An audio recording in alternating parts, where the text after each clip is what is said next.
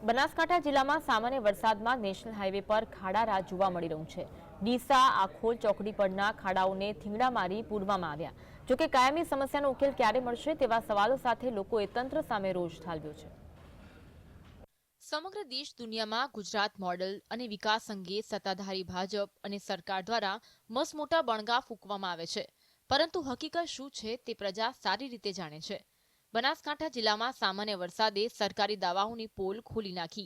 ડીસામાંથી પસાર થતા national highway પર ઠેર ઠેર 5 થી 7 ફૂટ જેટલા મસમોટા ખાડા જોવા મળી રહ્યા છે।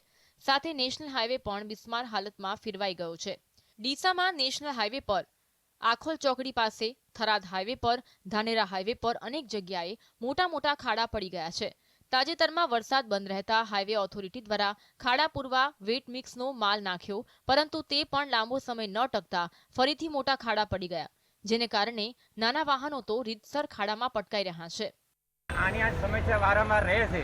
સ્થાનિકોને તકલીફ પડે છે, વાહનોને તકલીફ પડે છે। વારંવાર કોઈ વાહનો ફસાઈ જાય છે, કોઈ ટાયરો ફૂટી જાય છે અને સ્થાનિક લોકોને બહુ સમસ્યા રહે છે। અમુક ટાઈમે તો અહીં પાણી ભરાવું બી થાય છે। નીકળવા માટે ગાડીઓ ફસાઈ જાય છે, ગાડીઓને બહુ તકલીફ પડે, નુકસાન પડે છે। આટલી સમસ્યા વારંવાર રહે છે।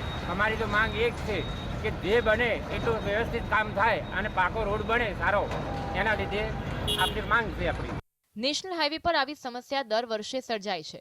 વરસાદ બાદ સમગ્ર હાઈવે ખાડાઓમાં પરિવર્તિત થઈ જાય છે।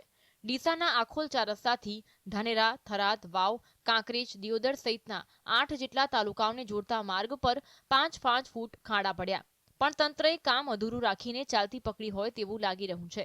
હાઈવે ઓથોરિટી રોડ પરના ખાડામાં માત્ર થીંગડા મારી સંતોષ માની રહ્યા છે, જ્યારે લોકોએ સંપૂર્ણ રોડનું રિપેરિંગ કામની માંગ કરી છે। વાહન ચાલકોનું કહેવું છે કે તેમની પાસેથી તગડો ટોલ ટેક્સ વસૂલાત કરવામાં આવે છે, પરંતુ ખાડા પણ પૂરવામાં આવતા નથી।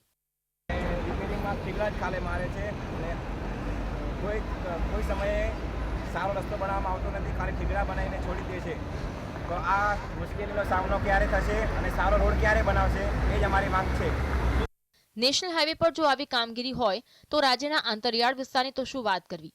જે તે એજન્સીઓ કે વહીવટ સંભાળનાર બાબુઓ પ્રજાને તો મોટા મોટા નિયમો બતાવે છે, પરંતુ જ્યારે પ્રજાની સુવિધાની વાત આવે ત્યારે આ નિયમોને ઘોળીને પી જાય છે। ધ્રુવ પરમાર, GSTV, બનાસકાંઠા।